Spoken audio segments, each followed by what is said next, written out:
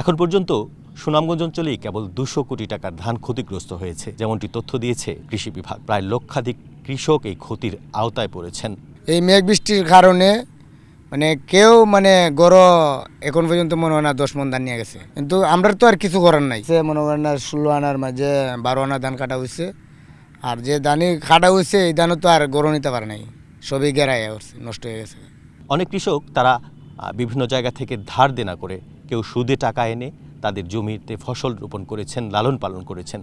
কিন্তু একেবারে শেষ সময়টায় যখন ধান কাটবেন, ধান মাড়াই করবেন, সেই সময়টায় হঠাৎ বৃষ্টি এসে হাওড় তলিয়ে গেছে এবং তারা ক্ষতিগ্রস্ত হয়েছেন। তারা বলছেন হয়তো সপ্তাহখানেক সময় পেলে তারা এই ক্ষতিটা কাটিয়ে উঠতে পারবেন বা এই বিপদটা তাদের সামনে আসতো না।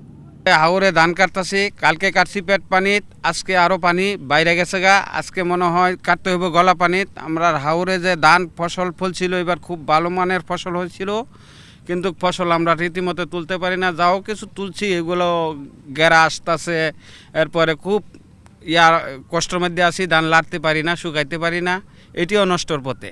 এখানকার নাগরিক প্রতিনিধিরা বলেছেন এই হাওর অঞ্চলের মানুষজন অনেক পরিশ্রম করে প্রকৃতির সাথে যুদ্ধ করে টিকে থাকে। সরকারি সহযোগিতা যদি তাদের কাছে সময় মধ্যে পৌঁছে যায়, তাহলে হয়তো আগামী বছরের বা পরের মৌসুমের জন্য তারা স্বপ্নটুকু বুনতে পারবেন।